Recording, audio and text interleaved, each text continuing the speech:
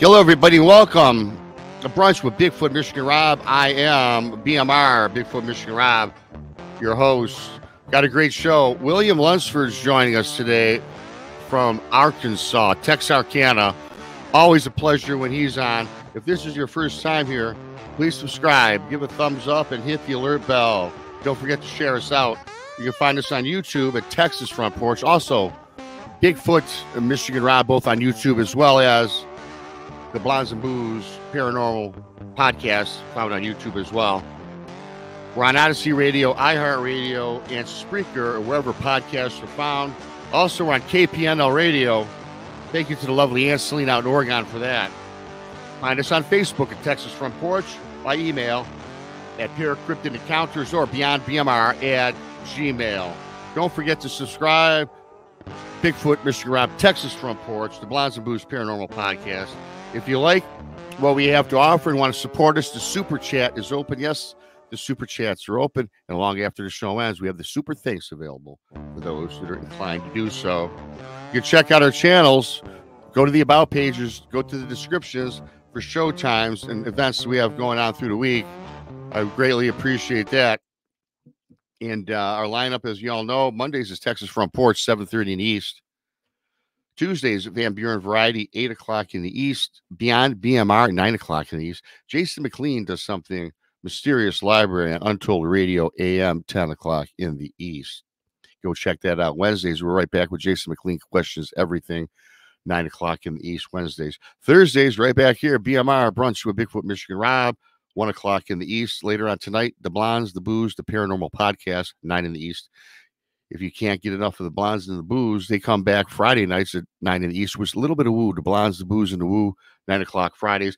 And our great, lovely, talented friend, Jessica Jones, Spaced Out Radio, Saturday and Sundays, 10 in the East. And don't forget, Jessica is behind the controls for Dave Scott, Spaced Out Radio, this Thursday and Friday. Taking over for Dave. He's out in San Francisco. For those followers of Spaced Out Radio, I suggest you do. And go check out the lovely, talented Jessica. With that being said, I'm going to bring up Krista. Hello, Krista. Hey, how are you? I'm doing pretty good, and I'm glad you got your internet running. You know, it seems like either one of us has been having problems for the last, few weeks, but I'm glad you're up and running behind the mic, because you didn't want to miss this show. We've got William Lunsford, and I tell you what, it's always a pleasure when I have William on, because for those who don't know William, he is truly a boots on the ground researcher, and always has a fascinating show, always new stories, always new findings. And talk about dedication. William Lunsford, you can look that up in the dictionary. You'll have his name right beside the word. So with that being said, I know, and I'm going to bring up Mr. William Lunsford.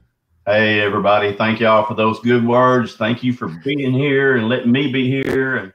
And all those who are there listening, again, thank you to our service people and our first responders who let us do what they do so we can do what we do.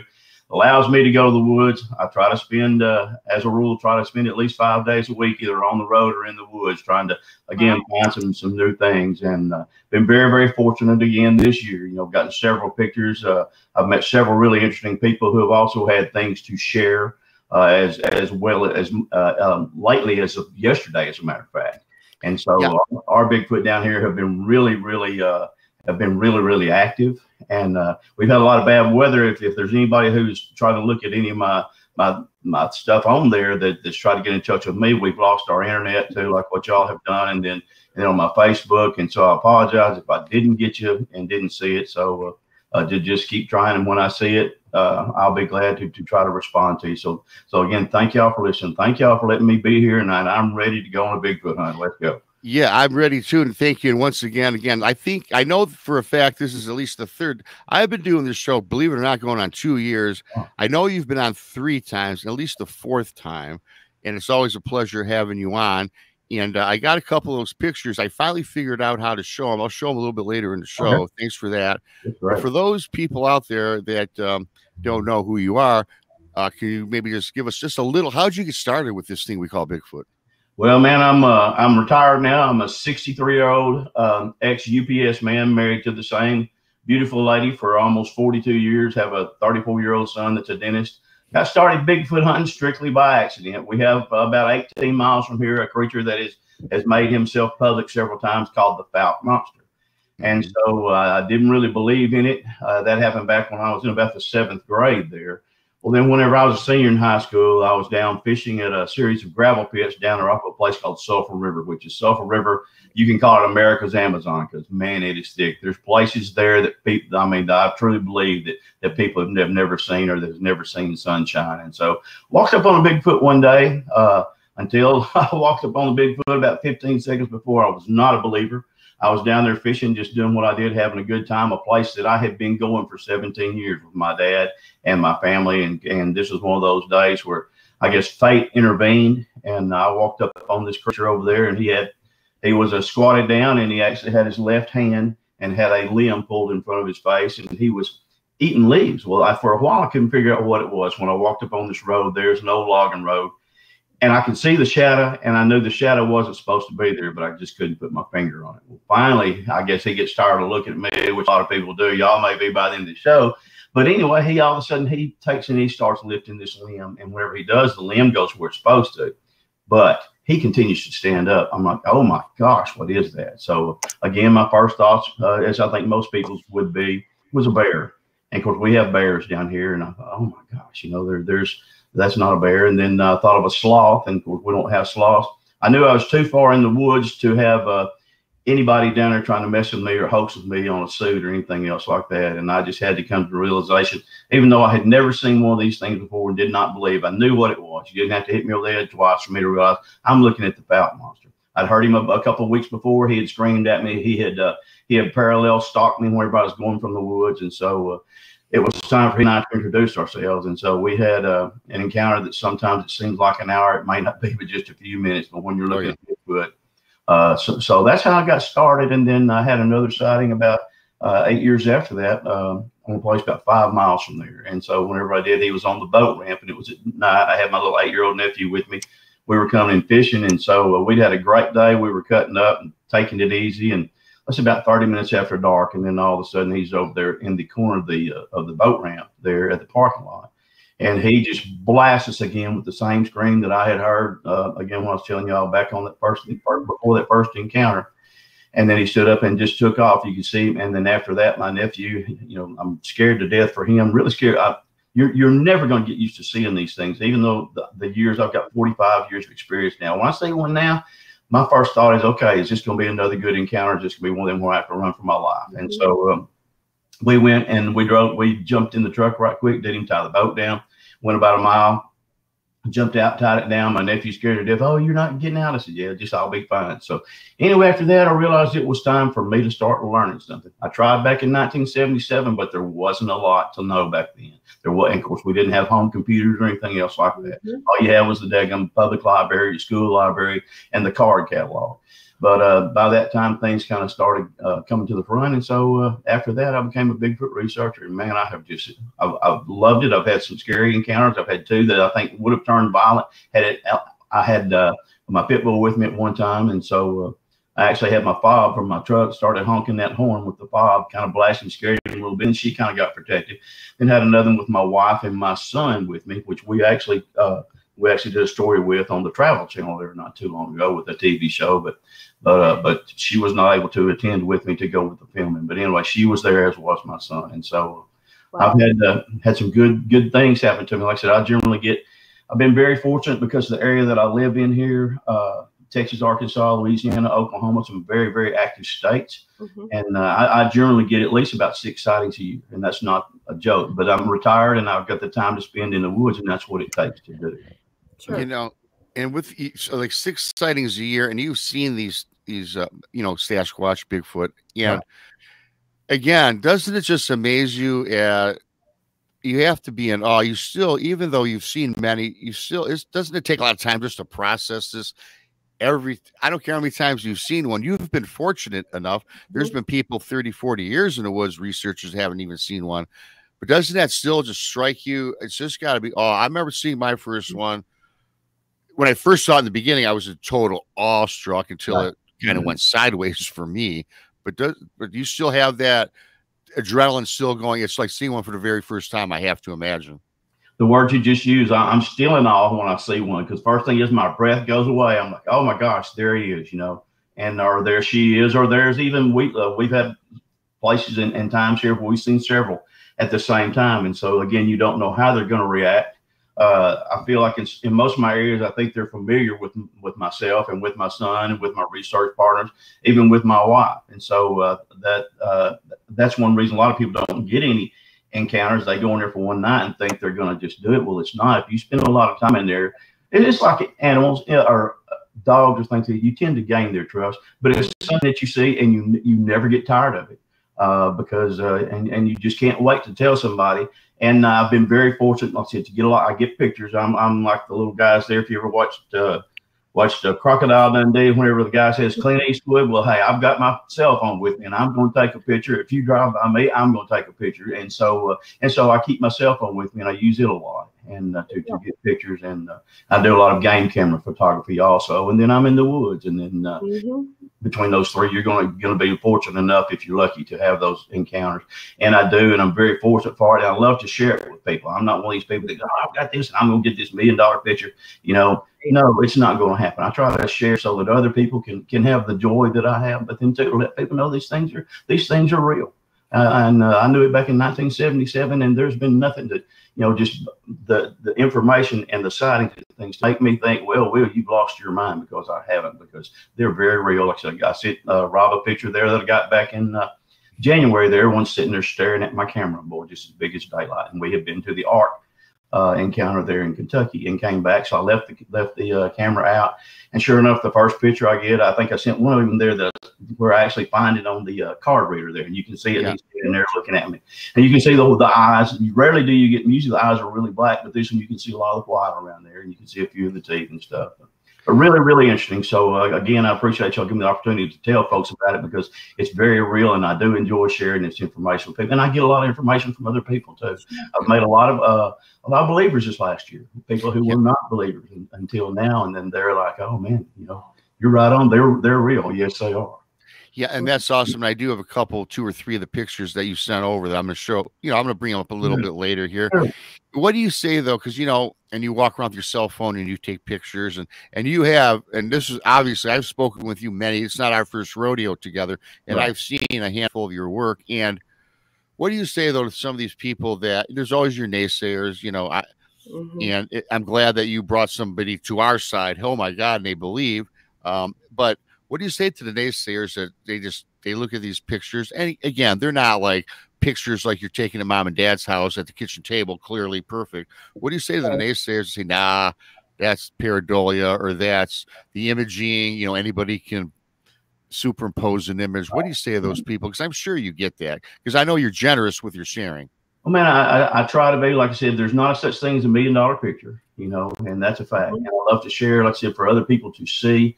The ones that do that right there, I don't get angry anymore like I used to. When they go to tell me, no, you're not seeing this and you're seeing this, they're trying to tell me what I've seen, then I kind of get a little frustrated. But as a rule, I know that's part of the territory and what we all do here. And so I just try not to let it bother me. So, okay, if that picture don't go, how about this one right here? You go, okay, well, how about this one right here? Well, here's your footprints. Well, how come you never got one walking? Had a chance just last year.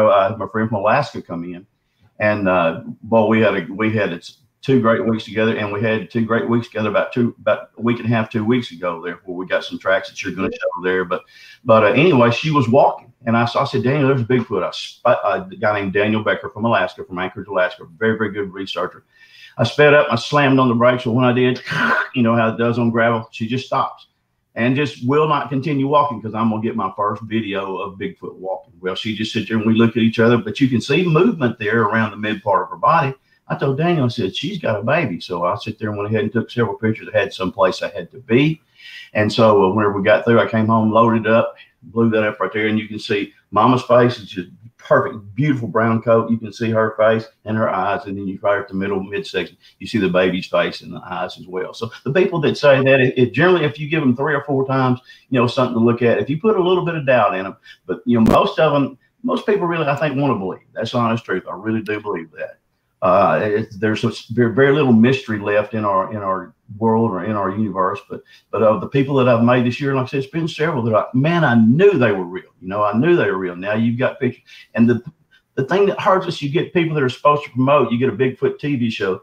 Well, there aren't any pictures there. They're out there. That's wrong, man. I've got 50 creatures on my phone. I've got some blob squatches to go with that too that are Bigfoot, but I can't use them to prove to anybody because unless you're just really looking for them. But the people out there, and then they say, oh, well, this is a bear. You know, they get me somebody from somewhere and they've never even seen a bear. I've seen a bear in the wild. So it's not, we know what we're looking at. My buddy has a wife. She's a branch manager for a bank.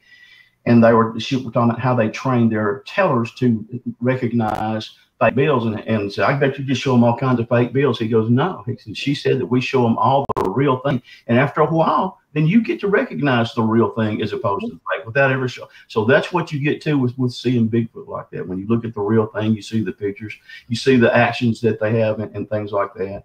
And yeah, I agree with you on a lot of that. And my thing is too, I don't knock anybody's pictures. Sure. It wasn't there. You know, there's your other senses kick in too, you know, the hearing and the smelling and things like that. So who am I to say you didn't, you know, capture something because I wasn't there to witness it. You know?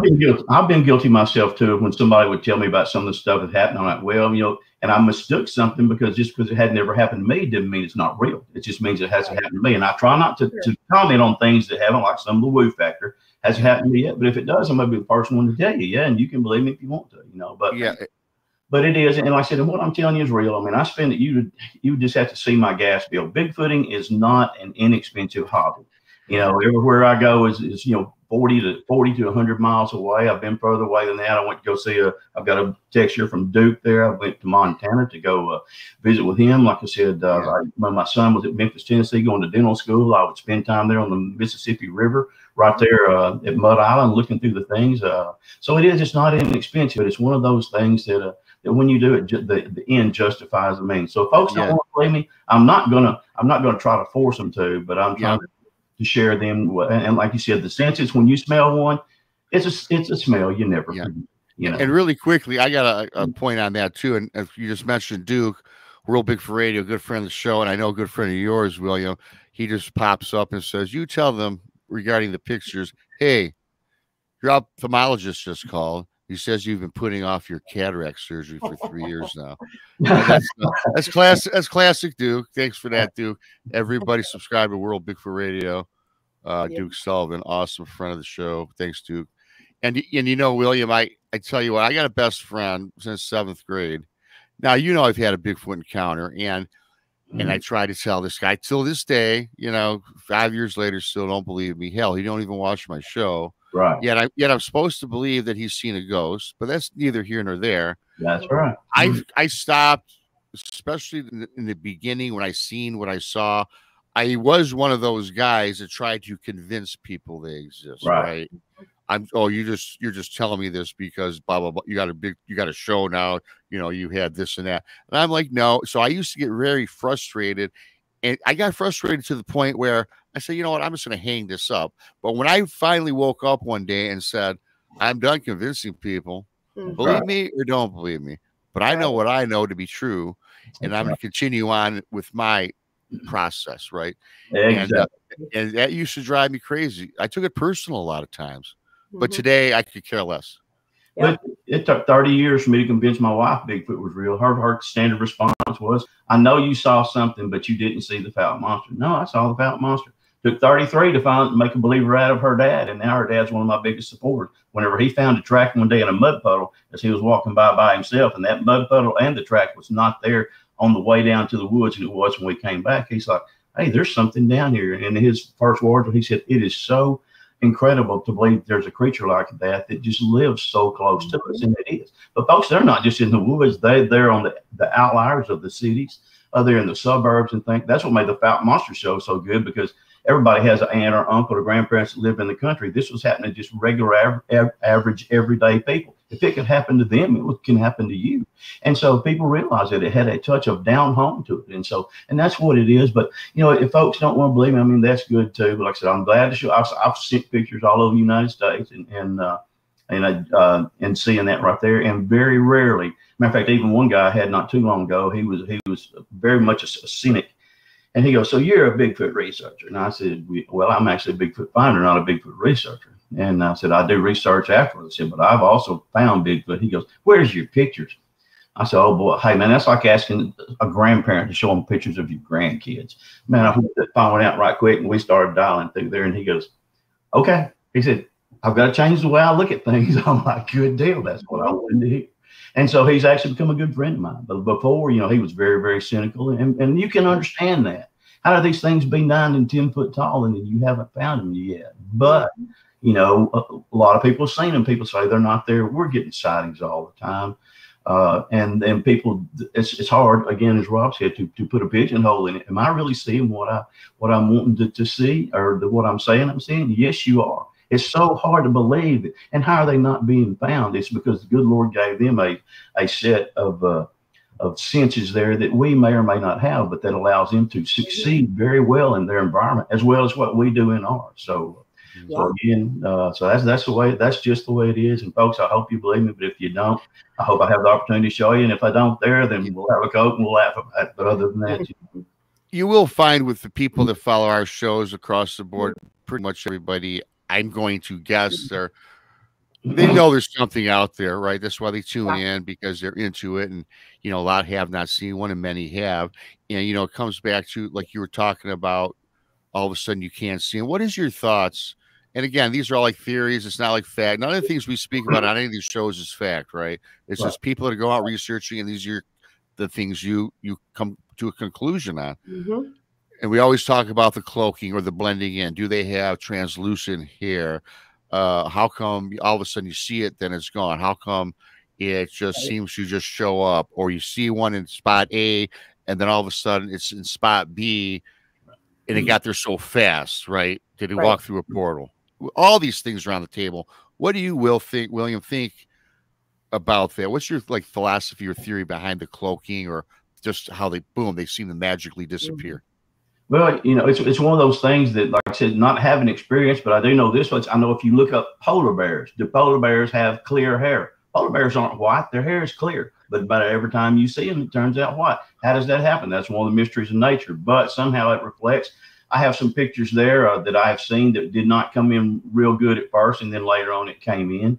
I have a friend of mine named Keith Crabtree has got one of what looks to be something it looks to be materializing. Whether it is or not, I don't know. And Keith, you know, and Keith can't say for sure. Keith actually is the man who played the creature, you know, in the Legend of Boggy Creek.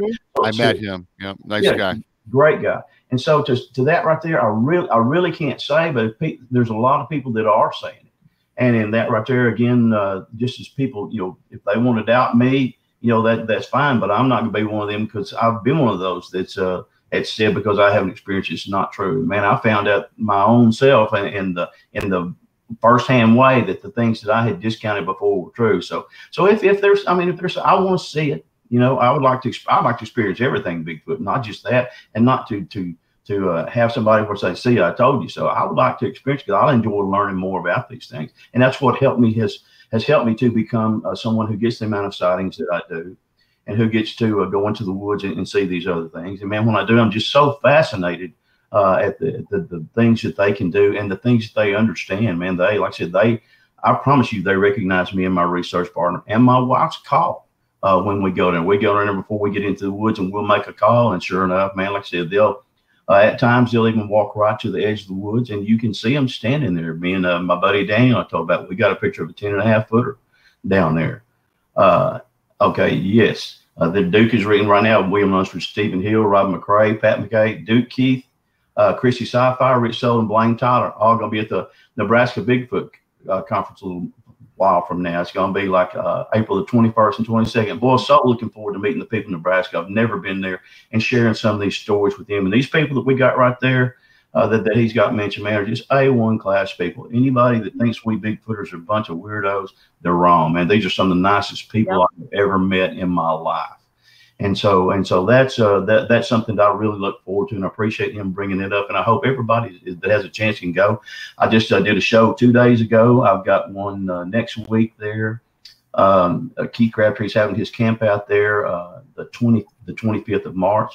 And then we got the one there in Nebraska. And then a friend of mine's got the second annual Bigfoot Film Festival in May the 20th down in Shreveport, and getting opportunities to see people there and later on, then they'll come back and they'll, man, hey, I took this point you have right here. I saw my first Bigfoot, and man, it's like they've had their first child, so to speak. You know, they're really excited about it, and I'm excited to have done that. I've taken people down there when they've gotten their first sighting, and man, I'm like a new parent. You know, I'm so glad. So it's one of those things that I don't have all the answers. We don't have all the answers. We don't know exactly what they are. You know, we got DNA and things like that. How that DNA got there and mixed, knowing what they are. Some the ones, it's funny because the ones down here, 2 areas of research around Fouke, Arkansas, they truly have the characteristics more of an ape.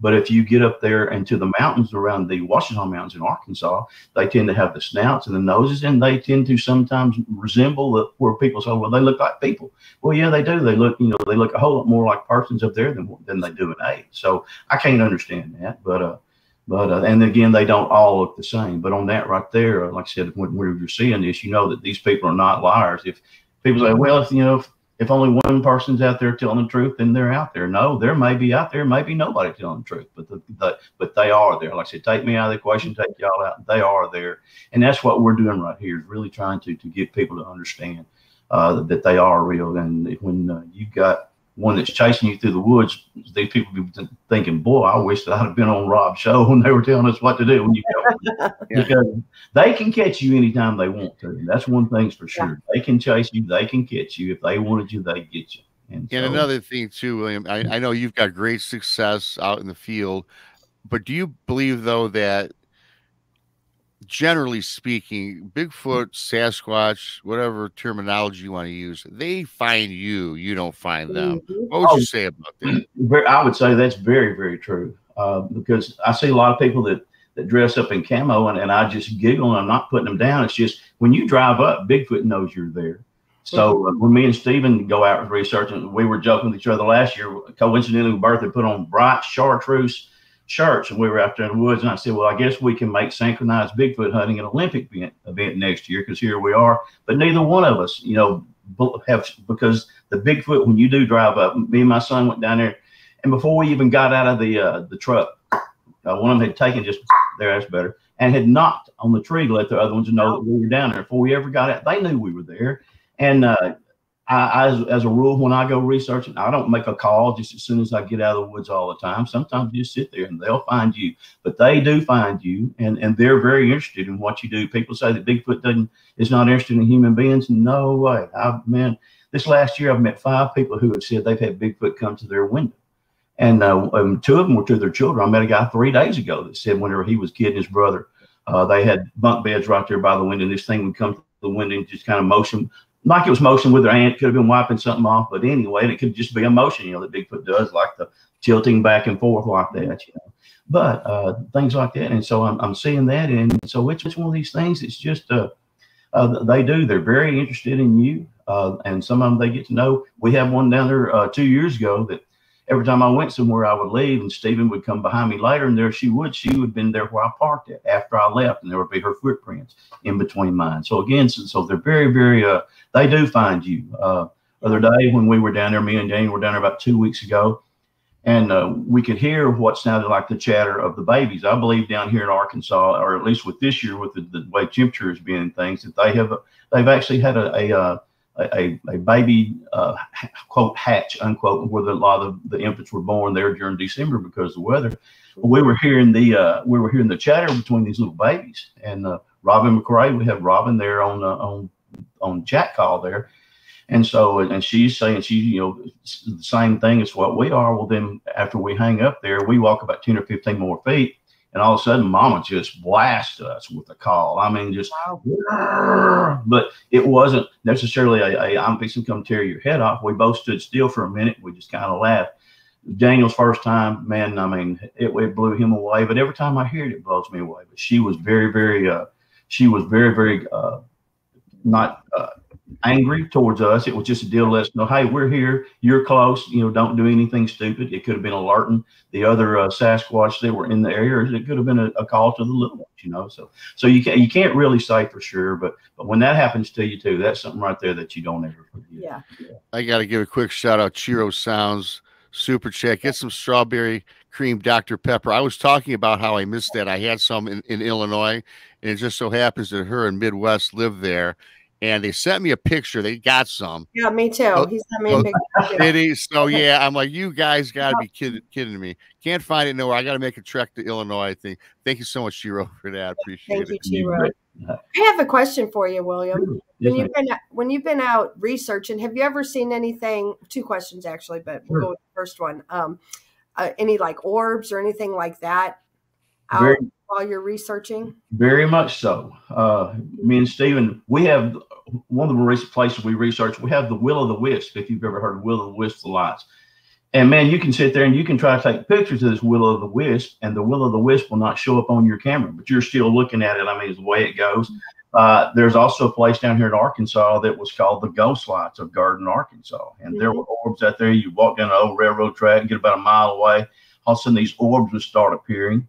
And I mean, and boy, they put on a show. They were on Unsolved Mysteries. They were on several other shows there. They change color. They move back and forth like that. Then they blink out. Then they come back. And so I also had a place there in a little town called Ashdown, Arkansas, on my buddy's land, where he had a Bigfoot sighting. We put out several game cams, and we were having orbs that were showing up on the pictures there with the game cameras. So we have experienced the orbs. Yeah, and that's I've researched the LBL and just a couple times, but both times I've seen orbs, and others have been with me. You know, some of us would see white ones, and I personally, the main one that stuck out for me was a big reddish orangish, and it was like the size of a beach ball. Right. So it was pretty interesting. That was one thing that helped convince one of my friends that Bigfoot was real, because they got themselves one of those doorbells that that you can see outside, and there's something moving through there. All of a sudden, their doorbell goes off, and there's an orb going across the porch. I mean, and he's a very logical man, and he couldn't explain it. It got into the yard, it appeared to get a little bit bigger, and then it just disappeared. So again, those things like that are real. And when you see them, you realize there's things out there that we just don't quite understand yet. Yeah, that's crazy. What are your thoughts and feelings on gifting? Gifting is very, very real. Now, we've had some experiences gifting that would knock your socks off. We had I took my preacher's son with me. He's a young black man, and he was probably 16 or 17 at the time. And so I stopped and bought him some Little Debbie brownies that have the little sparkles on them. And so we got a Coke. We went there, and he forgot. He sat down and he left his Little Debbie there. And so when we got to church that night, he goes, man, he said, next time you go down there, he said, get my Little Debbie. I left it there on that stump. I said, okay. So I went back about 2 days later, and whenever I did, the Little Debbie was gone, but there were rocks placed on top of this stump. I said, well, what were you doing with those rocks up there? He said, I didn't put those rocks up there. I said, well, you've got rocks up there, and you don't have a Little Debbie anymore.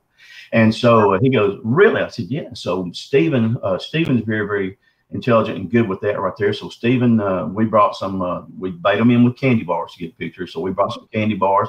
We've actually got a picture of one over playing with Legos, a baby over there hunkered over playing with Legos, with marbles. But we started putting out also peanut butter jars. And we would dig those peanut butter jars and put them in there just to where the lid was there. And we'd unscrew it at first. And so sure enough, we come back, and the peanut butter jars would be gone. And they might most of the time they leave rocks if they did. And so then after a period of time, we come back, say 2 weeks later, and all of a sudden, here's the lid left on top of this the gifting stump. They didn't leave it on the other stumps. They left it there. And so here's the lid. So we would take, figure, hey, that's a sign for more peanut butter. We'd leave more peanut butter, come back, and the next one will be gone. And then we would leave golf balls. Again, like I said, marbles. We found out that the one up there he hated green marbles. Every time you put green marbles, even the boulders, which bigger is better, put the green boulders up there, and they would be gone. He would take them off and set them to the side. So the gifting, I have a friend down here named Johnny Holmes. Johnny actually was not meaning to, but left some stuff on one of the picnic tables there at a place called Smith Park down there where we're having that camp out this next week. Woke up the next morning, they'd taken what he had left there, but then they left him some rocks as well. So gifting is very, very real. And whether it's their attempt to make contact with us, or whether it's just here, I want this, and I don't, because I've actually taken some stuff.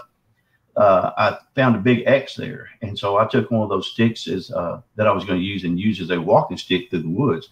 And man, it wasn't long before they were following me through the woods, and I mean, making it very plain that I was not welcome to take that stick. And it scared me, because that was the first time I'd had it. So I went back and put the X there. the noise stopped and everything else like that. Sure. So the gifting, I've had success with the peanut butter. I've had it with candy bars. I've had it with sardines. Again, we've had it with the little Lego toys. We've had it with the marbles and things. So there is gifting is very real, and it's very, very cool. You see that they have their own personalities. Mm-hmm. Well, I had a quick question from somebody in the audience I'd like to get to really quick. A good friend, and she's got a pretty cool question. I didn't really think about this, and I'll get your thoughts if I can find it. All these. Here we go. NL asks, do you think that the deer wasting disease will affect the Sasquatch? Well, I'll tell you what, I think that's a very possible thing there. Around here, I have a wildlife feed that comes across my Google stuff on anything like that, like on the chronic wasting disease, as far as a lot of the lakes around here become polluted. And so they're seeing things like eagles and ducks and egrets and things like that after once you find an eagle being a national bird, they take and they do the autopsy and everything. Mm-hmm. It's been poisoned by some of this stuff. So I think what Bigfoot does eat deer. That's in nature, it's not necessarily cruel. That's just the way it is. And they do eat deer. And I found that I've had them take my deer. I've got friends who had them take their deer. And I think it has a possibility, if enough of whatever that is in them, it's enough to make them to where it will have an effect on them. And I've thought about that myself before. And is it chronic wasting? Because I'm a big deer hunter, and is this chronic wasting disease going to get to them? And they're pretty. People say, well, man, what if they get snake bit? They're not they're big enough. It's not going to the venom's not going to mess with them. What if they get snake bit at an early age? I've seen there's one there that they found has had a club foot. That's generally a disease you would associate with human being rather than. Right. So I think the chronic wasting there with the deer disease could have a lot to do with maybe the infants and affecting them until they get big and adult and where they've got a stronger immune system. So I think it's a very, very real possibility. And I have thought about that. And that's a great question. I love somebody that thinks outside the box.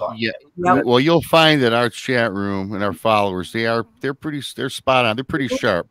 Thanks for that question. I had a question reverting back to the gifting though. I don't know where I stand with that. Let's say that you're giving peanut butter to, let's say you've got a clan or whatever you want to use, and you're giving them peanut butter, what have you, and they're eating and they're taking it. Then all of a sudden, and you've been doing this for maybe months, maybe you did it for a whole season. Then all of a sudden you stop for whatever reason.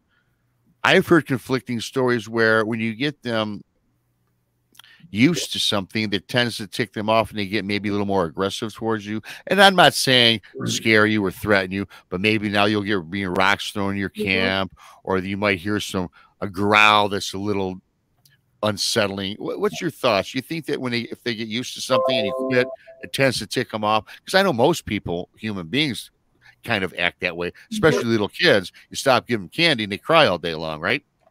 Well, I'll tell you, that's a good question too, because I've thought about that. Like I said, we tend to bait up our cameras with Snickers bars most of the time. Like I said, Snickers are payday.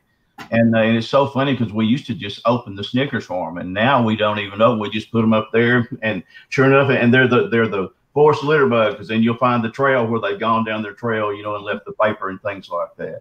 But they're really on something I think there's a possibility. I've been a UPS man for 35 years. I had animals that I would deliver to, and man, they got used to me bringing dog biscuits. Well, then sure enough, there was a cat there. This is a strange story, but it's true. There was a cat there and noticed me giving these dogs biscuits every time. Pretty soon the cat wanted a dog biscuit. And so if I came up and I gave the dogs a biscuit and didn't give it to the cat or didn't have it, man, that cat would have a fit.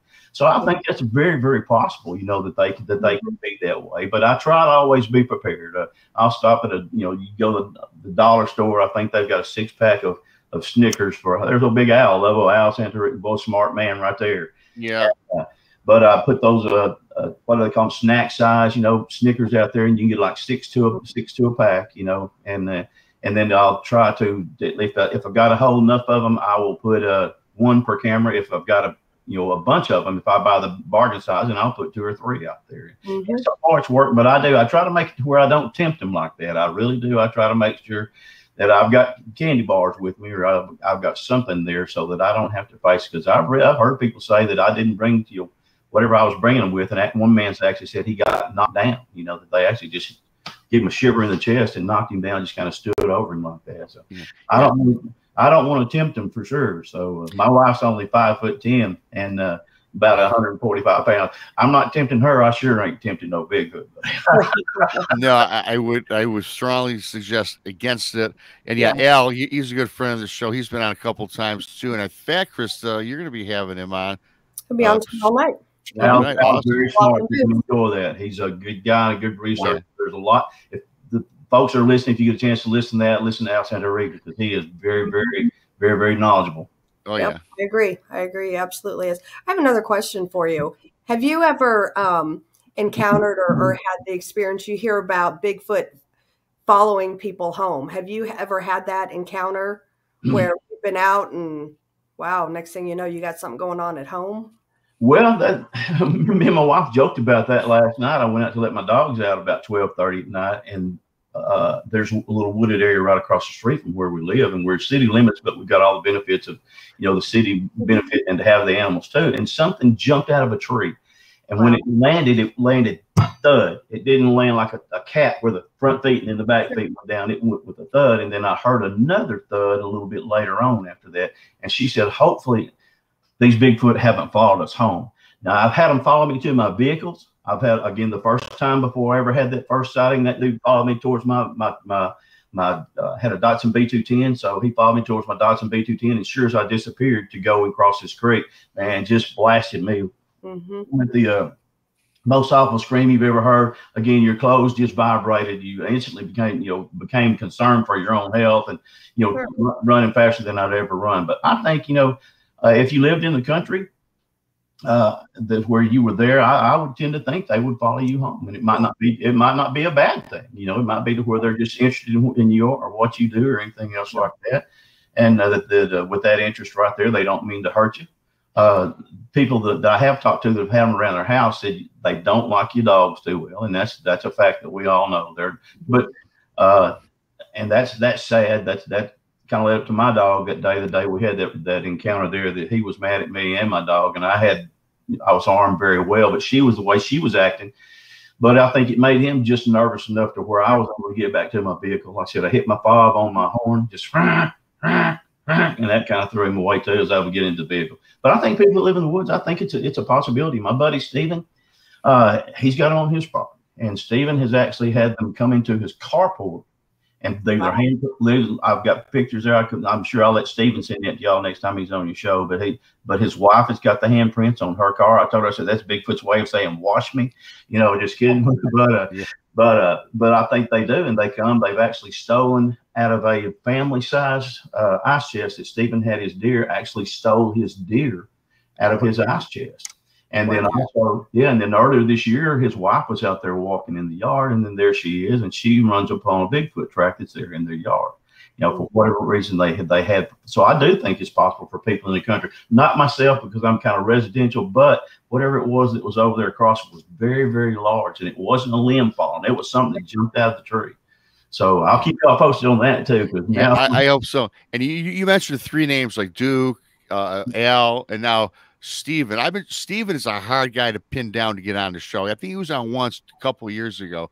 But see, everybody, William runs with true blue boots on the ground people, So you got a great supporting cast, Mr. And that's one thing that's really good because we all share information. Me and Al, we share information with each other. Me and Steven, like I said, there's not a better researcher. Me and Duke, we share information, and that's what it's all about. Because you're not going to get the $1 million, with the pictures and everything like that. That's what I used to think. Oh yeah, man, that get that $1 million picture, you're going to be rich, man. I've got the pictures. I mean, when the TV shows say, well, nobody's got a real picture. I've got pictures, that picture that Rob's got there. You can see the thing's eyes, and they're there, but they don't want to, they don't want to believe it. And then too, I think there's maybe kind of a prejudice against some of us rednecks there. How are these guys ever go out there in the woods, boots on the ground, and see this? And I've got this $10 million drone and everything else too, and I ain't never seen the first thing. Well, could be that may go a long way. And for those just joining us, William Lunsford, I do have about 3 or 4 pictures you sent me. I'm going to put up in the second half. In about 4 minutes, we got to take a 5-minute break or so, or close, or no, a little longer than that. And we'll do that in the second half. So, you'll see exactly what William's talking about with the eyes in the one particular picture. So, It's very, very interesting when you see them. My phone's got several folders I can divide it into, and then I'll run to the local Walmart or the Walgreens or something other and try to get pictures like that, and I've been known to give some to the kids, keep kids, going, hopefully get them to where, hey, I met this guy, Bigfoot's real, he gave me a picture, something there to kind of promote what we do. But the rest of it, like I said, when you seeing is believing most of the time. And most of the pictures that I share, they're not bad. They're not bad pictures. If you share them over so many, like through the internet, sometimes if you've got the distortion on the internet, they don't come in as clear. But I sent those to Rob over his phone, and hopefully they came in clear. So we'll be able to see. We'll I got one of the Bigfoot, and I got 2 prints, and then just one of your game camera. But they look pretty good. But that's what you deal with, and you're kind of left with the hand that you're dealt because you put it out, and you've got the light meter set there, how much light you're supposed to get. Depends on how much light, whether you've got the starlight, whether you've got a full moon, other things like that. And so you're kind of at nature's mercy, so to speak. But boy, when things come in right, man, there's just nothing any better than that. When you see it, you're just like, oh my gosh, So yeah. And do you think too? Like I do get a lot of emails, and I get a lot of subscribers that email me and tell me about encounters, which I do another part of my channel. I'll read them, for everybody. And is it me, or I've been just doing this like 2 years, but it seems like I get more and more people coming forward with having encounters over the years you've been in this. Are you seeing an increase in people having encounters, do you think, or having sightings much more than maybe 20 years ago? Oh yes, there's no doubt about it. I'm number one. Whether we like the shows or not, there are a lot of the publicity they're getting now. It's making it to where it's more vogue to bring forth. Mine was almost like a support group because I carried all this by myself for years. I told 1 or 2 people, and then it was hard to live with. It was hard to deal with, and have people laugh at you.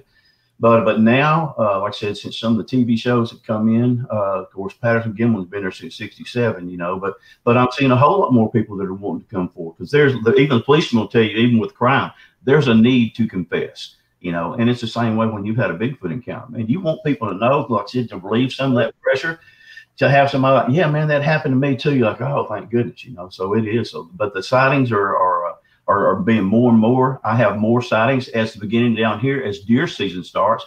Generally, people in August start bringing down their stands and things like that, riding their 4-wheelers through the woods and things like that, get ready to set up for bow season, which is the earliest.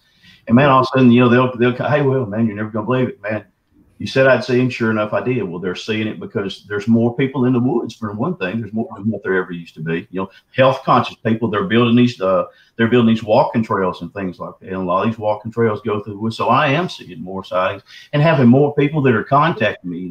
And boy, thank goodness for that. I really enjoy hearing from everybody. You might get that one tip that's going to help you get that next sighting. And if you do, man, that's great. Hey, I'm grateful for it. Wow. Do you believe, like we got about 4 minutes before we go to break, do you think that is most of your research concentrated into one area? And the reason I ask is because I know a lot of people that research, they'll bounce from county to county, sometimes state to state, and they're not really setting any ground, right? And I'm of the opinion that if you go repeatedly back to a same area, that you're probably more apt for these things, these Sasquatch or Bigfoot, to get used to you, and maybe you're more likely to have an experience versus haphazardly jumping all over town. I think that they are socialized, and I think that they do get to a comfort level with you at some point. Yeah, I've walked out there with a 45-70 rifle. I've walked out there with a pistol strapped to my hip, and like I said, they've not become aggressive with me. I think they know it's because I'm not going to hurt them, whether I give off that air or whether it's my proven track record that I haven't pointed or aimed or anything else like that. So they do. They tend, and that's why if you can do that. That was one thing wrong with the show Finding Bigfoot. They're there for a month, and then they go out. They go out and holler. And calling does work. I'm not putting that down because I've used several calls that they've had on there that have actually have worked for me. All else failed. But on that situation right there, they're gone in a week, and then then they're just now getting used to. If you have a sighting, it's going to be just a stroke of luck as far as that goes. It's not going to be something to where that you've actually been able to cultivate a relationship where they feel like coming in. Yeah. Makes sense. Have you, we only got a couple minutes, but encountered any other cryptids while out researching Bigfoot or anything like that? Yes, me and Stephen have actually come across Dogman. People don't believe in Dogman. I didn't believe in Dogman. Well, and I wouldn't talk about it for a long time because my wife would tell me, she goes, it's hard enough to defend you being a Bigfoot researcher, much less talking about Dogman. Well, me and Stephen had an encounter one day when we actually ran the cameras. We make a milk run on how we change the cards, put in bags. Well, this time we ran everything backwards. So whenever we did, all of a sudden we're going up the hill at the same time. We come almost face to face. There's a big Dogman, looks to be about a 7-footer. There's a small one that gets underneath a limb. He's got 3 Bigfoot behind him, and then we get another picture over there, and there's a mama with a juvenile sliding through there. We also have down here what's called devil monkeys, and they're almost like a baboon. The ones down here they're almost like a baboon. They've got a flatter type snout. Their teeth tend to be a little bit longer, and their heads are a little bit more elongated this way, more so than like a Bigfoot's would be. Wow. So, awesome. And then we got some pictures of things that I couldn't tell you what it is. Go ahead, Rob. We got about 30 seconds, so it's a good segue. You mentioned Dogman. For those of you, I just dropped Dogman Island Part 2 yesterday. Go check that out if you haven't seen it. And it's the sequel to Dogman Island Part 1, so go check that out because they kind of go together. The cheap little plug. They're great encounter emails that I got from a family where I live around Groseal about a Dogman on this island. So you guys got to check that out. And William, we're going to be back with some of your photos and more with William Lunsford. Please stay with us, folks. The Fouke Monster, the Fouke Monster hunter, right? Right. We'll be back in 5. Stay tuned, everybody. It's going to be a great second half coming up. Bigfoot, Michigan Rob Brunch. We'll be back in a minute.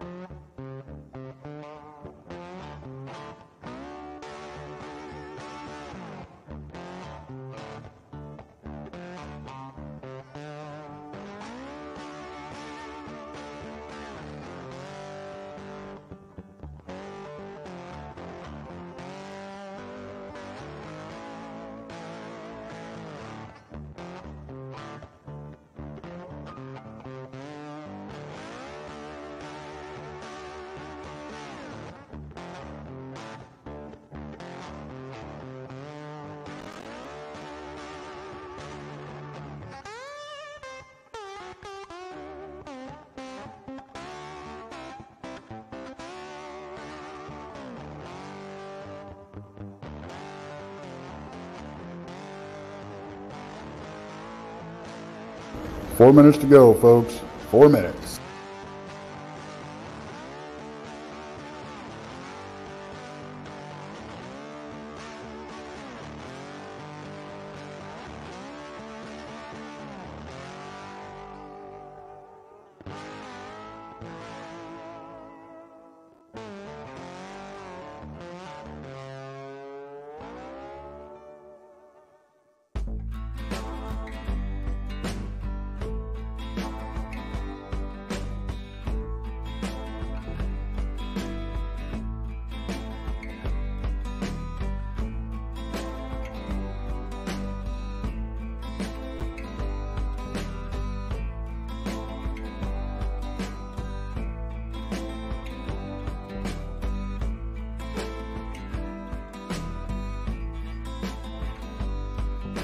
Three minutes. We're almost there.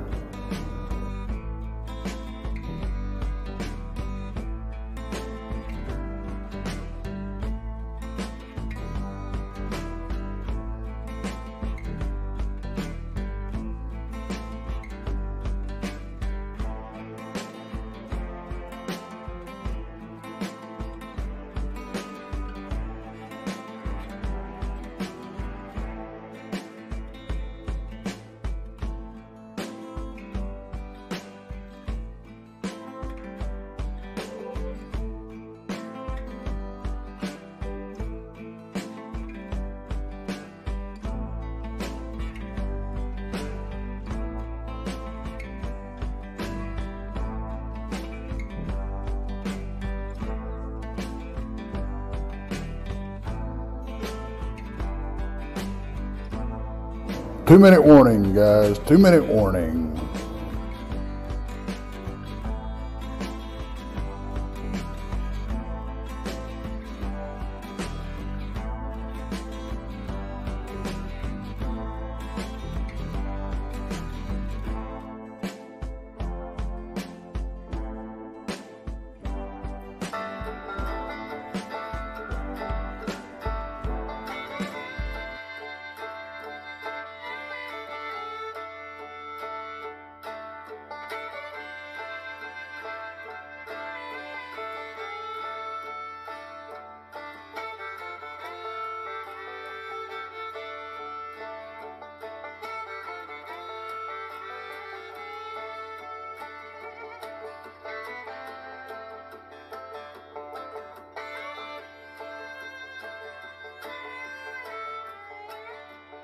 One minute. 1 minute.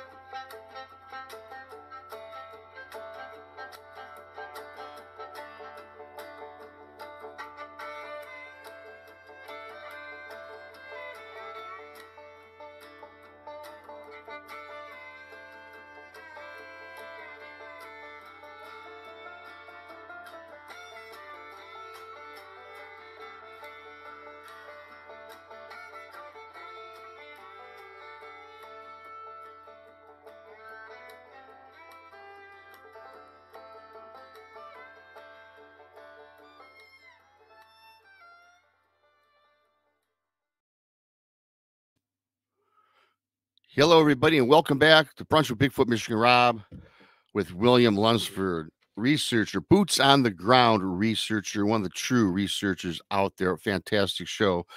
Really quickly, thank you to Chiro Sounds and Anella for your awesome super chats. That is a great way to help support the show. I do appreciate that. Thank you very much. And thank you to everybody tuning in this afternoon for taking the time out of your busy days. Don't forget, on Mondays is Texas Front Porch, 7:30 in the East.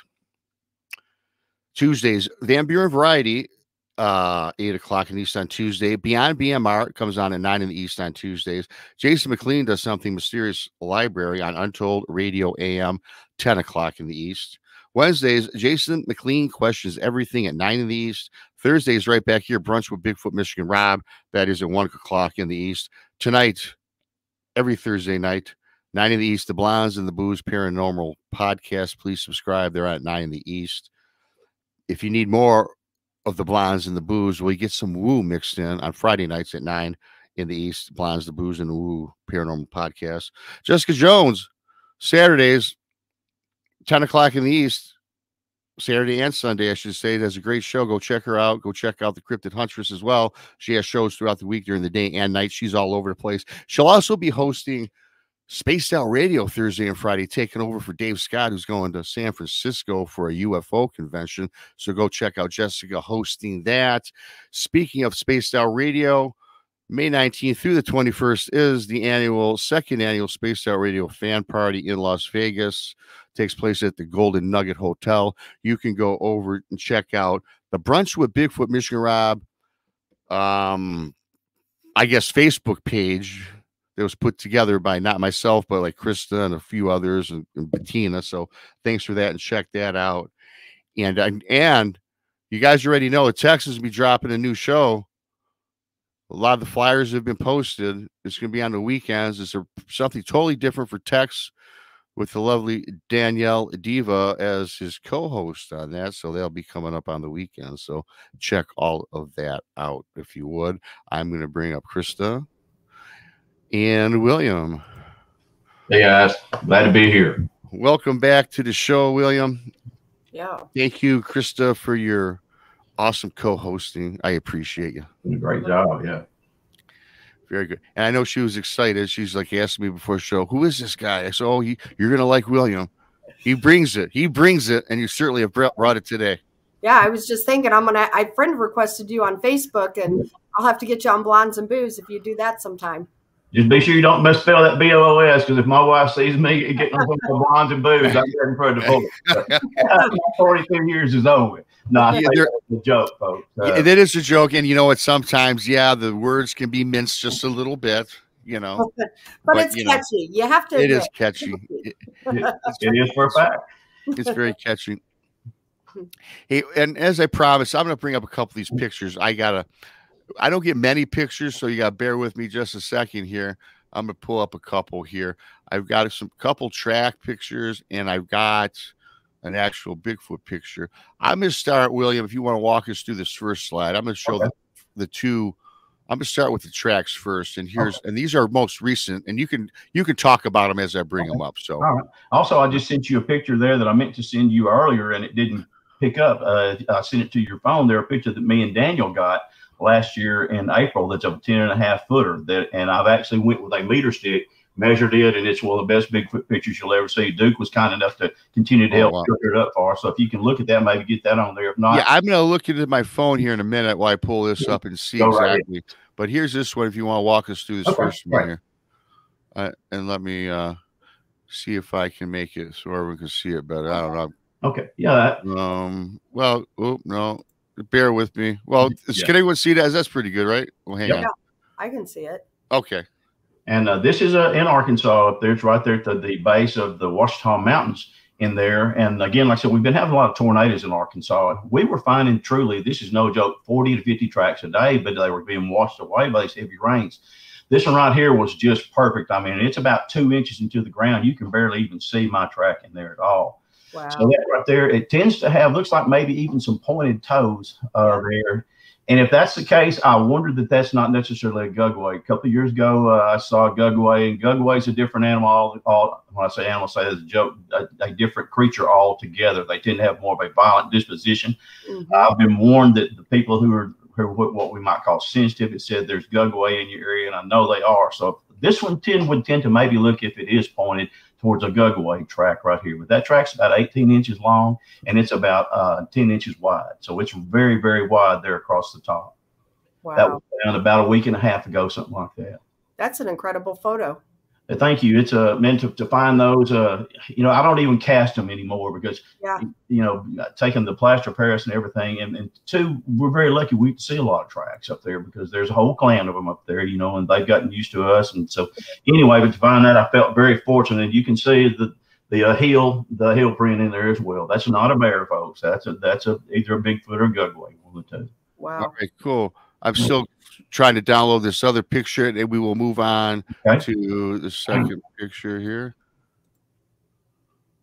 Okay. All right, this right here is more of what we would call the classic Bigfoot print. It's almost like a human print, more like. I've found several. We have several up there like that. There, you can see the toes right there.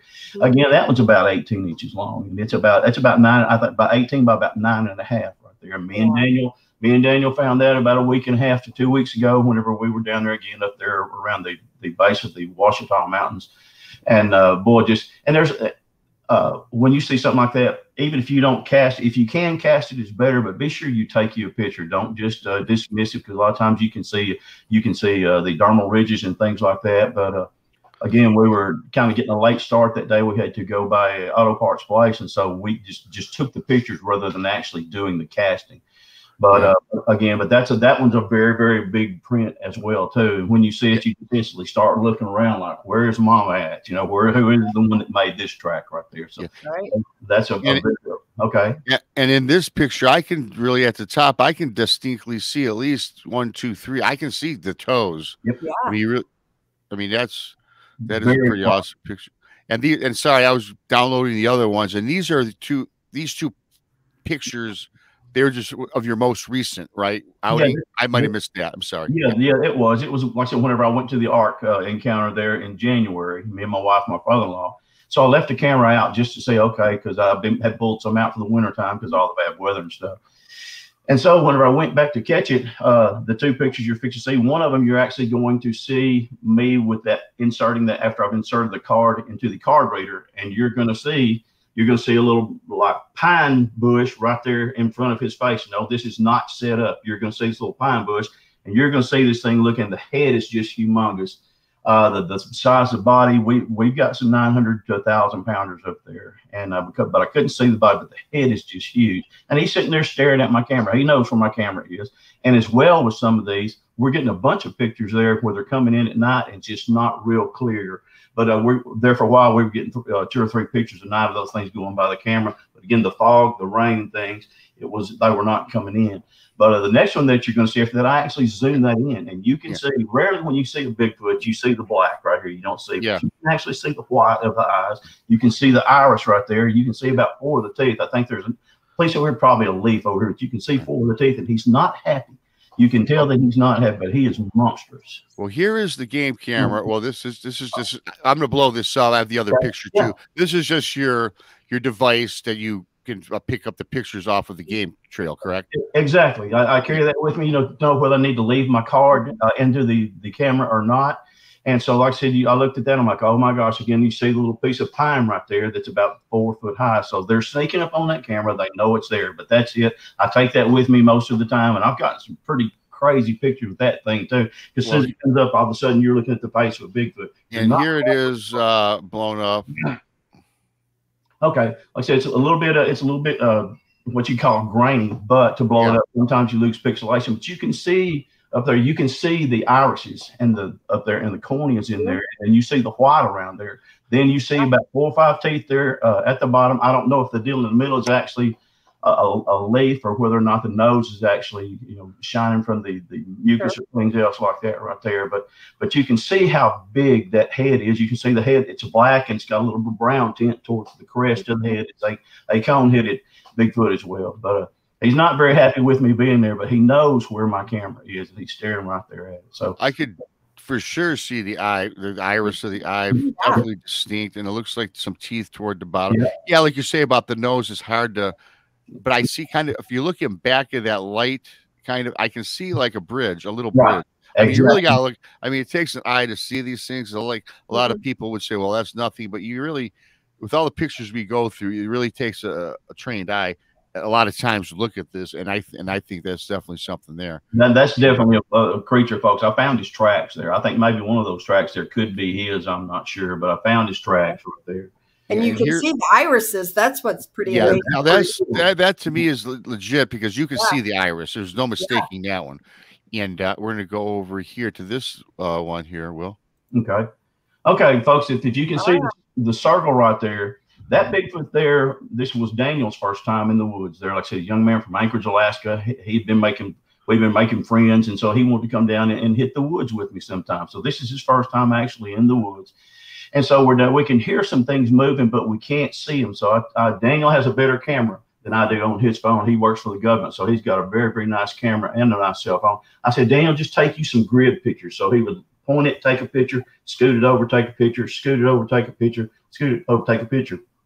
And while we're sitting there looking at that, what he's got in the middle of this thing's body, that red circle, you'll see another hand. So there could be a baby wrapped around it on there, but you can see the face, you can see the lips, you can see what would be kind of a snout, you can see the cone on the head. Oh yeah. And that's I went back about 3 days later after he left with a meter stick. Like I said, that one is 10.5 foot tall.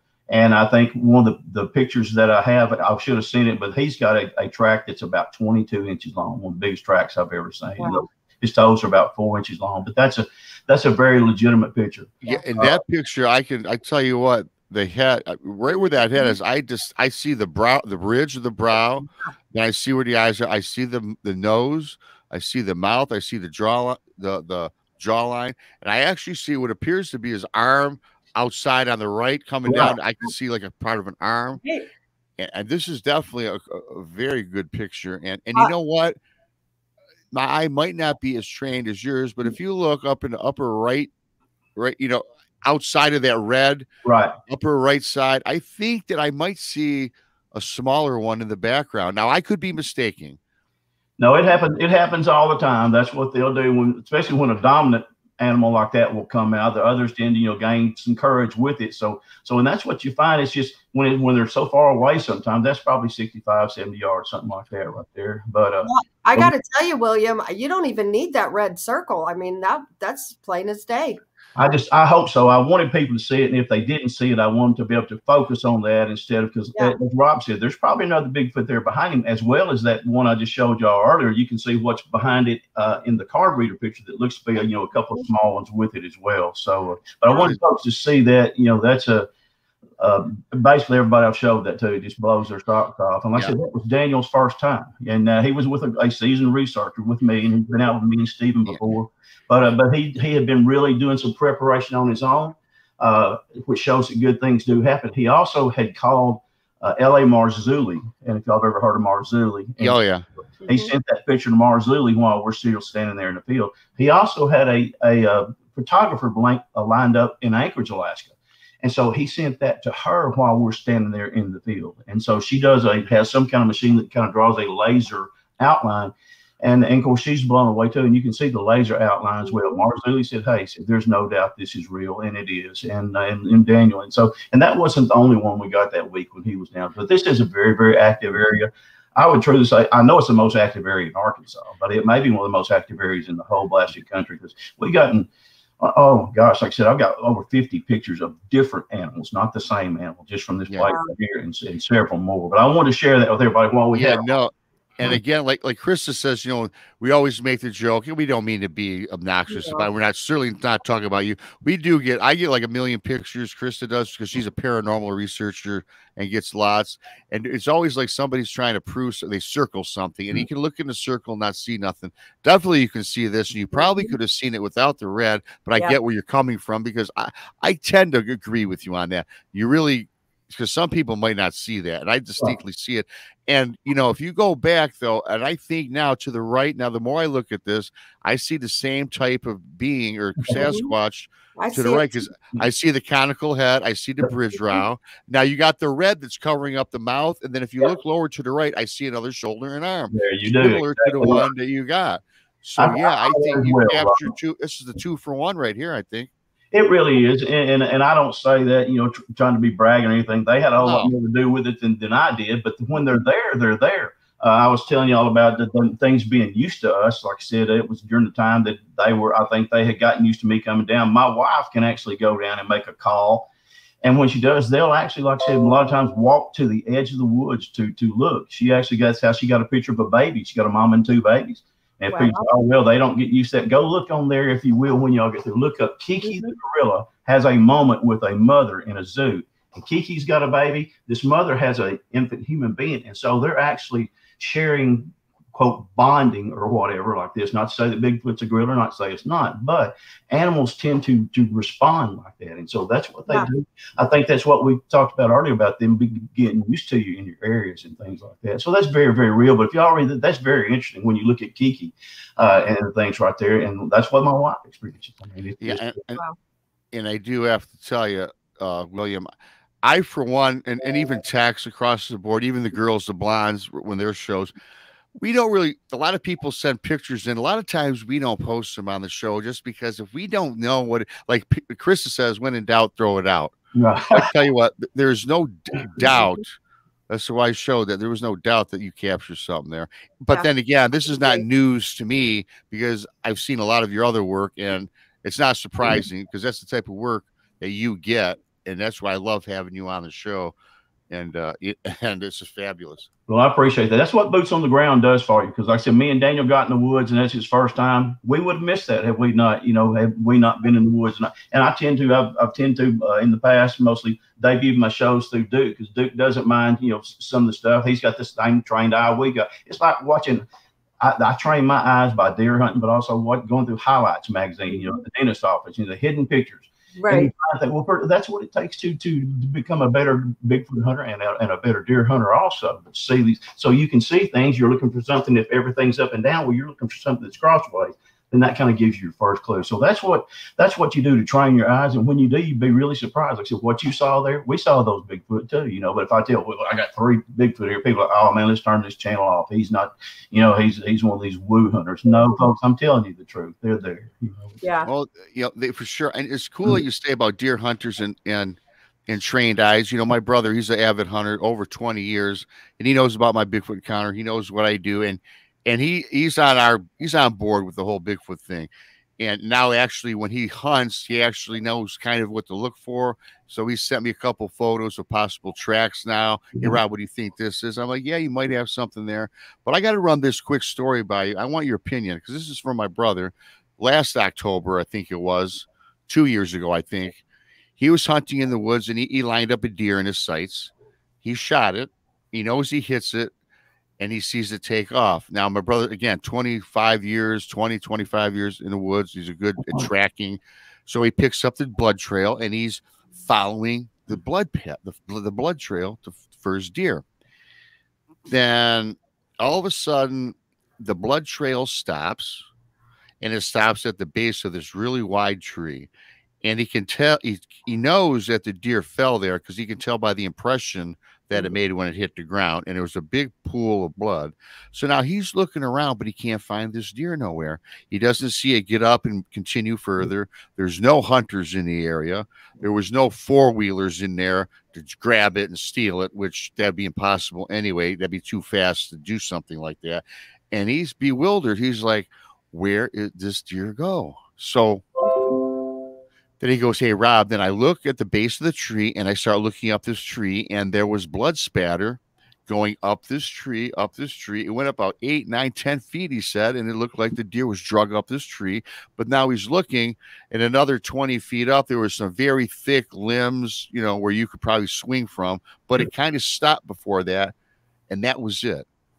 Wow. And he says, man, he goes, you think that was a Bigfoot? What do you think it did? It picked up the kill, went up the tree, and then jumped on a branch and swung out of there. I mean, again, that was him telling me this.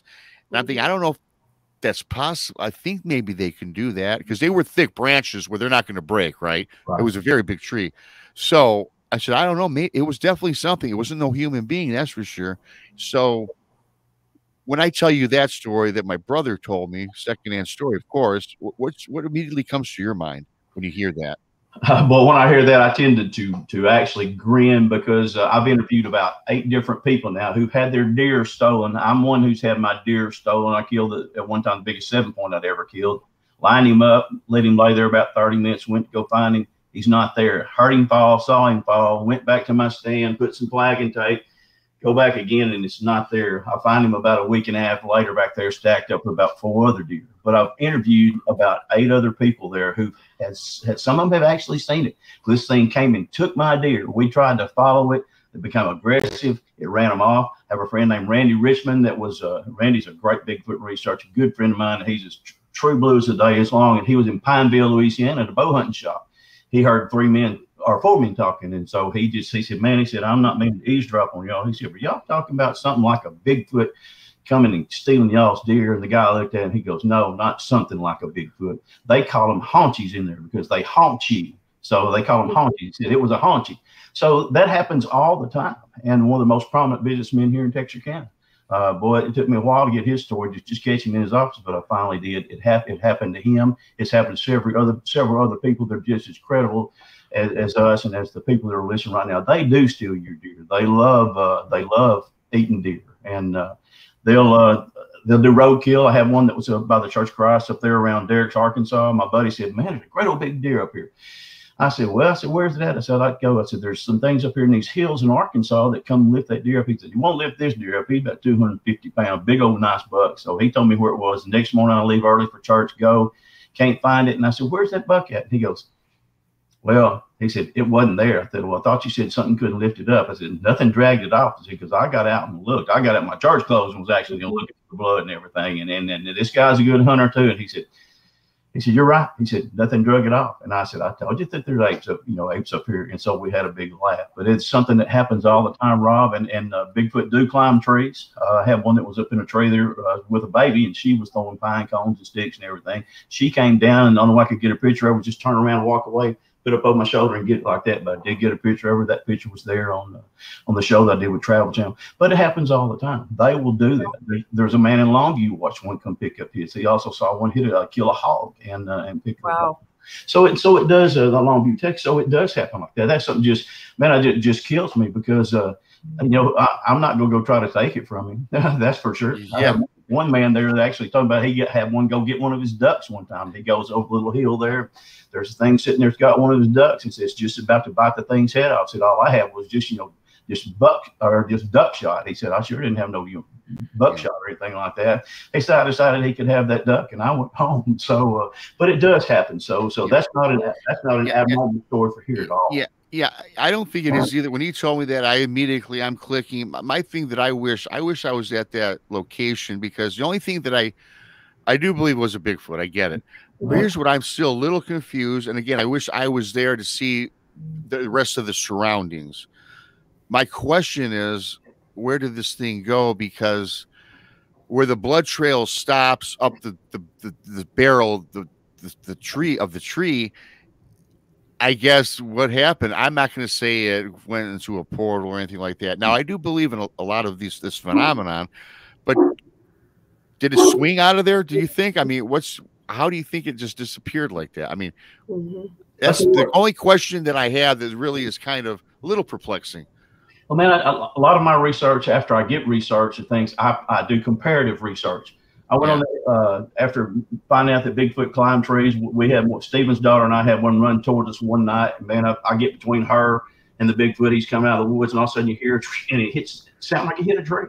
The one where my wife and I and my son were out that night. He climbed up a tree, so I knew So I went just on the internet just to look, and I compared, apes, gorillas climb a tree. You can see them climb the tree with one hand. He could be holding that deer, climbing the other hand.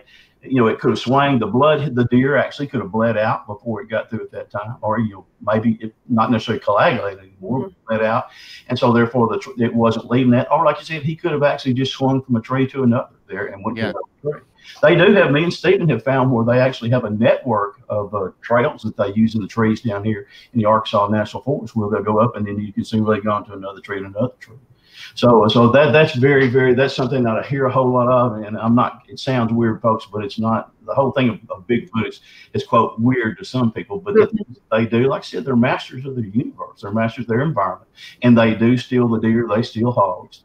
And then there's another one of your buddies, Stephen Hill, joined us. Oh man, y'all are gonna love Stephen Hill when he gets on your show. Stephen's a very family oriented man. He owns his own business, has to work hard a lot, but if you get him on there, he's just as honest as the day is long. And you can't find anybody say anything bad about him. I've tried. No, I haven't tried.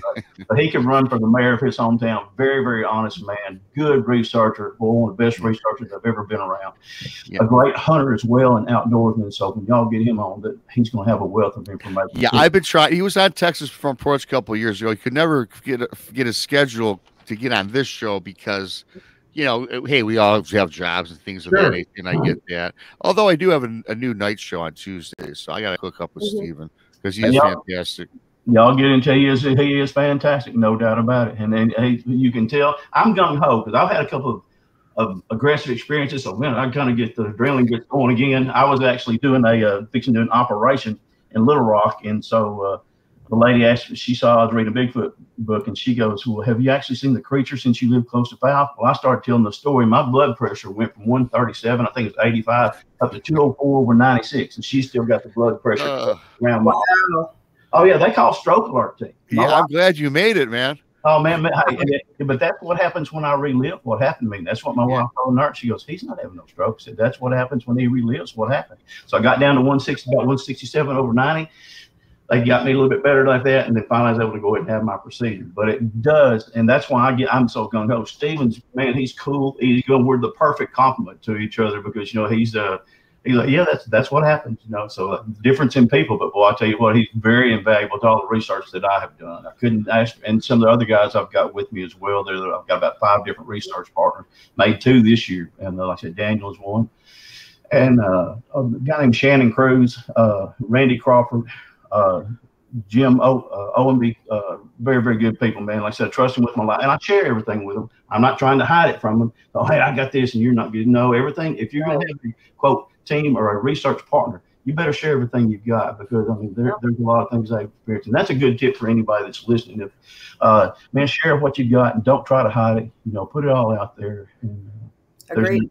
There's people that you can make contact with that I can't make contact with. But if I get that contact, like I said, we get that one tip that gets us that next side, man, it's worth every bit of it. You know, and it's all about the data too, William, because, you know, as I mentioned, I do people's encounters, and some people would comment back, well, and I do a lot of the encounters I do, some are straight up basic, some are scary, and some are average. And I do quite a bit of, hey, Bigfoot crossing the road. They're like, Rob, why do you put such a boring story on there? I says, well, first of all, people are coming to me and they want me to put their stuff out because they want to be anonymity, anonymous. Thank you. And it's like, and I don't care what the story is, if it's all about data, right? If we have 1 million Bigfoot crossing the road, that's got to be put out. I don't care how boring it is. I don't care that it's not exciting. I don't care that I get 2 views. But if I'm doing a disservice to researchers if I don't promote that or put that out, because there's a big database of all these things. And, you know, the more and more you add things up, the more and more they make sense. So, yeah, this is the 497th Bigfoot crossing the road, or the millionth. But that's good, right? Because it just shows people are making stuff up. A lot of these stories have commonalities, and we do a disservice in the field if we don't put them out. Well, ask the people who have the sighting and if it's boring to them, because I'm telling you, it's not. It's not, right. A lady friend, we were at Fouke there. They were fixing to redo the movie there and fixing to make Fouke Monster. She was the wife of a guy I fished with, and I happened to see her, and she goes, well. And so I said, well, Tracy, what are you doing? And she goes, well, I'm just here. She said, for the check on the movie. She said, you've seen the creature, haven't you? And I said, yes, I have. And she goes, well, I have too. I said, oh, really? So where? She goes, last night he nearly ran into my vehicle. She's the paper thrower in Fouke, and he nearly ran into her vehicle. This has been the Fouke Monster, original Fouke Monster was 1971. This was probably 2018, something other like that. Wow. And so, but like I said, whenever she got excited and animated, and I was excited for her, because so it just may not sound like the the thing there, like the Bigfoot chased you, and then you had to fire 2 or 3 shots, and then you barely made it to your vehicle. But I'll tell you what, the people that see it, it's very, very exciting to them. And if when you have your first sighting, man, you want to be in a car. I promise you, you want something between you and it.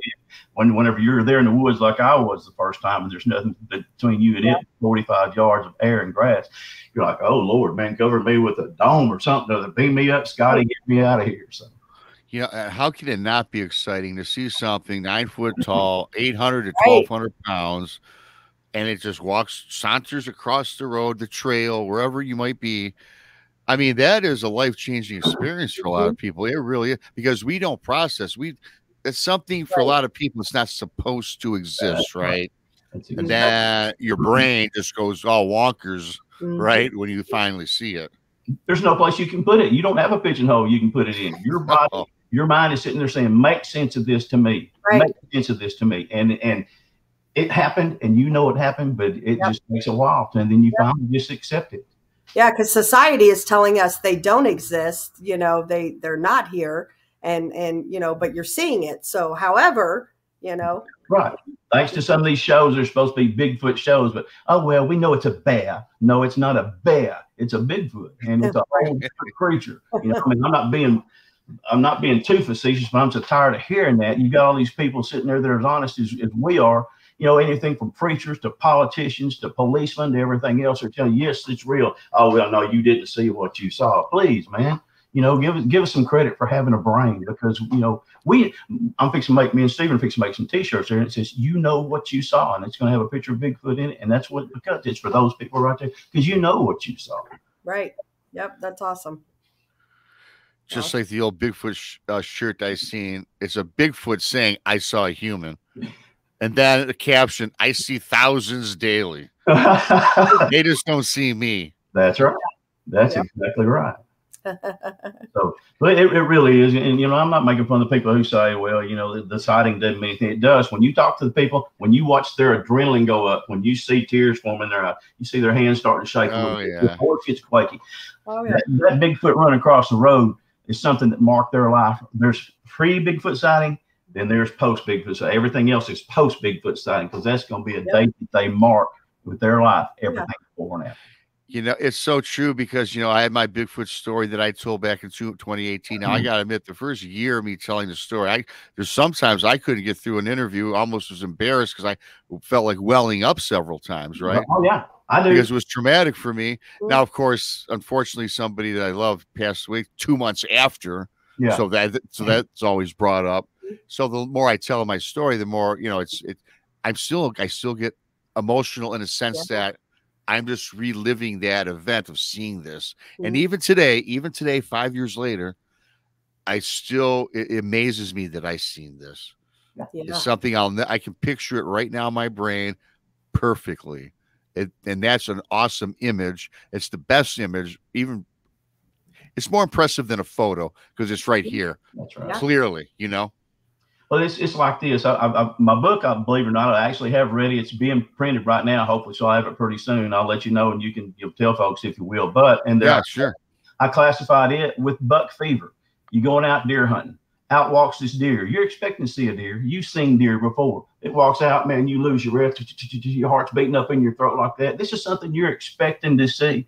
And it's caused people to have heart attacks. It's caused people to miss the easiest shot they've ever had in their life as far as for killing. Why? Because you're looking at a deer. Now, multiply that time about 2 million, and then you're seeing a Bigfoot and a creature that it's not supposed to exist. And then you talk about getting you as far as for your system, getting your senses and everything else. Multiply that, and then that's about where you're at the starting phases. That's when you first see it. That's not after anything else happens. And I'm not over exaggerating, folks. It's when you do see it, and I hope all of you do. And if not, believe what we say. And then maybe my hope, people say, well, what do you want out of this? I'd like to see them maybe put in a Jurassic Park, not necessarily put in a Jurassic Park type setting, to where we can actually observe them and help them, as far as in their environment and things like that. So, but it's the greatest thing in the world. That like I said, I've got post, first sighting and pre-Bigfoot. Everything happened to me when I was 17 years old, and after that, well, that's kind of how I have a benchmark there to let people know. So. Well, we're coming up to the end of the show, but I can't let you go because a lot of our people in the audience like a nice story. So why don't we wrap this up? I know with your many experiences, why don't you give us one good story to end the show? Okay. Let me see. I tell you, I can give you the one that, like I said, that we recreated there, or not recreated, but I told about there on Travel Channel when I've got my wife and my son. My son is in dental school at Memphis. It's Sunday night. It's Easter Sunday, 2014, and he had been begging my wife to go with us, and so he asked her this night, and she goes, "Yeah, I'll go." Well, that was great because usually she wouldn't, but she thought, well, my son wants me to spend this time with him, so we go out. We go to a place there that we have been having encounters for almost a year. We'd had several of the Ohio howls. We'd had the things hollering back at us. We'd had them into the woods there where they would actually come to the edge of the woods, kind of spook us and see. So we go down there. And so I pulled down to this cul-de-sac. It's about 2 miles off the road right there. And boy, the moon is coming through some gray clouds there, and just it's almost like any scene you would see from a horror movie. So we go down there and we open up my truck. Reese gets out and he's putting out beef jerky into the trees there. And then my wife is sitting on the back of my truck. She's playing Words with Friends with her cell phone. So she's not very interested at all. But she is, but she's not. So it takes me about 45 minutes to call one in. And they, like I said, they do call. And during the call, I'll do will be a barred owl. And so they'll come in. But this time I tried with the barred owl, it wouldn't work. So I got some rocks and was clacking the rocks together. And boy, just, like I said, I was like what I tell people, like the drummer from Metallica. Man, I was letting them have it. Mm-hmm. And then all of a sudden they're woo like that. And I told Cindy, I said, there he is. And she goes, that sounds like an owl. I said, well, that's because they can mimic owls. So pretty soon there a little bit, we hear one over there walking around. I said, did you hear that? No, I didn't hear anything. I said, just don't be real loud. I said, because there's a Bigfoot over there. So it goes on the same thing again. He starts walking in a little bit more there the same way. And I pick up a little smell. And I said, do y'all smell that smell? No, I don't smell any smell.